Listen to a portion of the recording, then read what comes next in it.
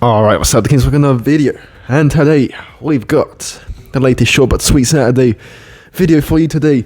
The ultimate grinder counter strategy, which we are going to get into in a little bit. We've explained our powers, the towers, why you want to do it, why it's so good at countering grinders, how you play it, how you play against a tough strat, which is the video we have today.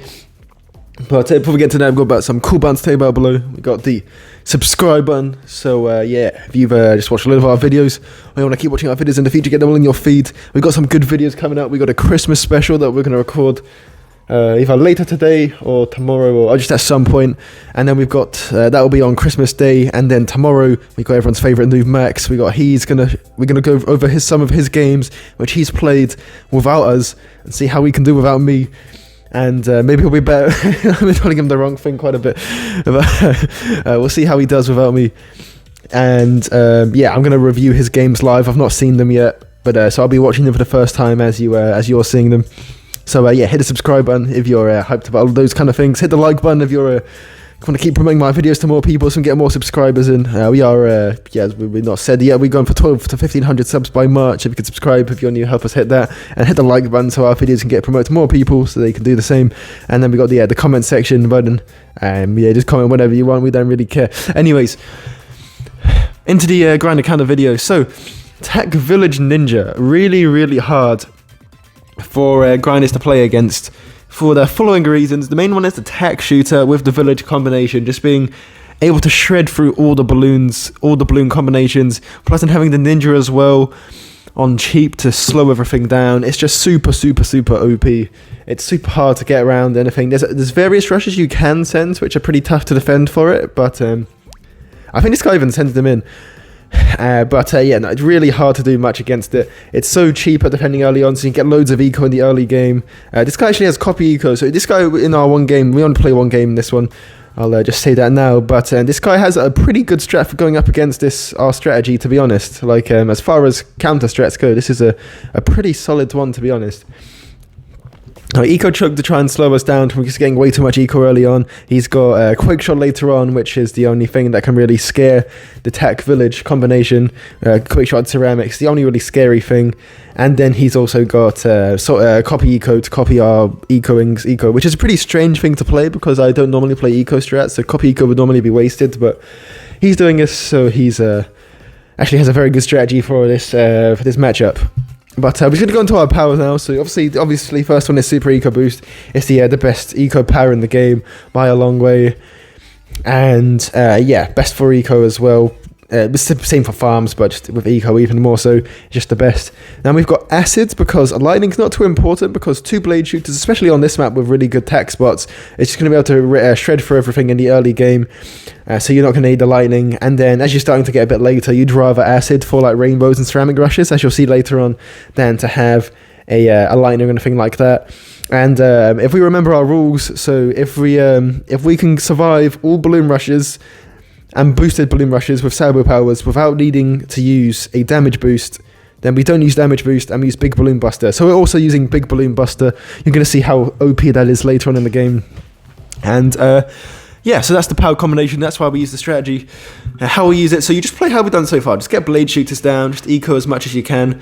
For round 12, we don't want to greed too hard. We actually graded too hard here, which is a little bit silly, so we don't get up our camo detection on time, but he doesn't punish us fully. If he sent in loads of camo balloons, we could have just acided it, but he didn't really send us in that much. We're not really too scared here, so we're fine just waiting out a little bit and saving money like that. We didn't use our last super eco boost after we saw his first copy eco until after he'd used his last copy eco, and now we save for round 14 since we're after round 10 when we're using our next super eco boost, and round 14 is a pretty good round. He's going to send us in some pretty early camo ceramics. We're really slow on this, and we put our acid in the wrong spot. So the perfect spot is that spot between the circle and between where the AI balloons come off of their path, because you can only hit the AI balloons, and it's not going to get used up by the AI. It can only hit the send balloons. It can't get used up by the AI balloons, and it's pretty far. It's pretty close to the front, so it would completely destroy all the ceramic balloons at this point. But we put it too far back. We panicked slightly, I guess, and yeah, we kind of just didn't expect it because we were just doing something else a second beforehand. He's now going to max adjust us, so the defense for this is pretty easy. We don't quite have 2 Ring of Fires we're not quite just able to afford 2 Ring of Fires just yet. We get a lot of ceramics pushing quite a bit on us, so we'd like, oh, just be safe. We'll get down an acid blob there. We still have 2 acids, so it's fine. 1 left now, but it's fine. We put a ninja towards the end. He's going to quick shot in, so we're now going to put the acid in the right spot, and look how easily that takes care of everything. And we now got 2 Ring of Fires up, so 2 Ring of Fires in good spots like this one's, plus a few Jitsus down, flash bombs down, and you're going to take care of max adjustment pretty comfortably. Quick shot's another one in. We still got that acid down, and once they've hit quick shot and you put the acid there, they can't use it up. That's the problem with quick shot, is they can't use it up without getting rid of it. So if you put it in that spot, the only way they can get rid of it is by sending balloons that can use it up. Just gonna send in a mob here to use it up, but he's out of quick shots now, so it doesn't really matter too much for us that we're gonna lose all of our acids now. And yeah, we can see the double Ring of Fire with our Jitsu going absolutely nuts. Barely anything is getting through, so this is really good. Also, by the way, we went for that early Ring of Fire spot at the front rather than in the big circle.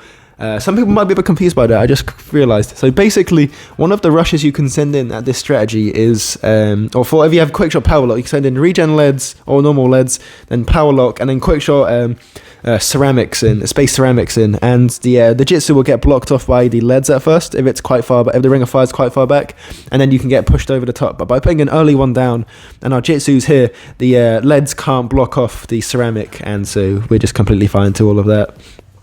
So in this position now, we're just going to keep space ecoing the BFBs soon, so we want to make sure we can afford defense for that. With Big Balloon Buster, we need to remember that when our Jitsus are hitting the ceramics, they're not doing double damage like they would with damage boost. However, it doesn't really matter, because if in doubt, we can just Maelstrom it out. It's the general this is the general thing you think of.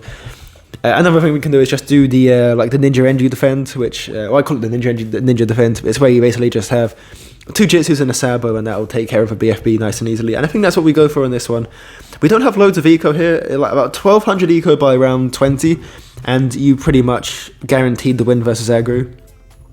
Of course, the good news about having Big Balloon Buster in as well, that if you don't play against aggro, you're still in a really good spot. But yeah, we just kind of shred through all of this. We sell on one of our Ring of Fires, go for a Sabo and a Sabo plus all of this, and this Ring of Fire is coming back. It's just going to take care of all these balloons super easily. Those ceramics push a little bit, but we can actually just sell the Sabo off, go for this, everything's slowing down, we buy a flash bomb. With these Jitsus, you can see nothing gets anywhere. Nice and easy to defend. We can now just full eco with whites. So one thing to remember is that when you can afford to do so, you want to be getting up your free to village, because the free to village means you get more money from each eco that you send in. So whites will be worth 6 eco rather than 5. It's a 20% increase. So we're going to place another village down, because when you buy and sell a village, you only lose 300, and you're saving 700 from the upgrade. When you go for the third side on the left on the village, so it's always worth to buy and sell a village if possible for this, which it should always be, because you want money to eco straight afterwards anyway. So we go for that, we sell a Jitsu off, we're going to rebuy it pretty soon anyways, and we just start ecoing with more eco earlier on. 7.2 plus space eco balloon, it's going to really add up over time. And so he's just going to decide, I think, that... Oh, no, not yet. He does all out as eventually, as you'd imagine with aggro. He doesn't want to go too late, he's grinding, so I think it was like top 15 on the leaderboard or something. And yeah, we can just take care of this super easily. We don't even need to sell anything this time. Did we sell? We actually, no, we might need to sell that Ring of Fire. We could just boost. We could just Maelstrom. We could actually fully just Maelstrom here, but we decided not to. We just decided to Sabo and just make it super easy. Just not give us any risks at all. Like, why risk anything here? And so we've got some hard adjustment coming up pretty soon. Something we need to worry about. He's going to keep he's going to turbocharge AI, because he doesn't have much defense down, but we don't need to force any defense. We don't need to play aggressive at all. We can just let him chill with his defense, chill with his under defending. Round 25, so this is the really hard adjustment round. However, we just got all this defense down. This double Ring of Fire is going to be super OP.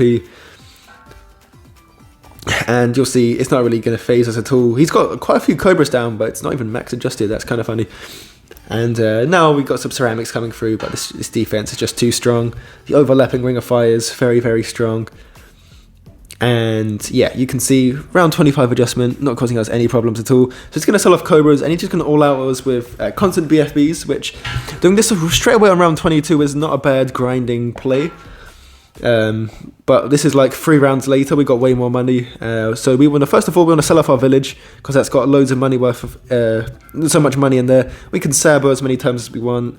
I'll miniature on the screen. Just go for a load of jitsus and look how OP the big balloon buster is. Smash the big balloon buster and they just get evaporated. It's all out just gets demolished. He's going to turbocharge the AI. And yeah, like it's not even there. It's not even difficult. We got another Sabo ready, and he actually just dies to the AI. And yeah, that is the OP grinder counter strat. So if you're struggling with grinders on a decent tack map like that one, or just like longer map with a decent tack swap, give this strategy a go, and you'll not lose the grinders anymore. As long as you copy what we did roughly, and just have a few games to get used to how the general stuff works, general like money wise, but. Yeah, typically, as long as you don't grade too hard, edit with the eco and go for about 1200 eco by round 20, and then you can space a bit when you're in the clear, you're going to have no problems, going to beat all the grinders. But yeah, that'll wrap up for today's video. I'll probably have a leaderboard in the background. I only had one thing recorded, but we can do short but sweet Saturday, so it doesn't really matter. But yeah, hope you enjoyed the video, subscribe, like, and we will catch you tomorrow on Christmas Eve with the next video. Take care, everybody.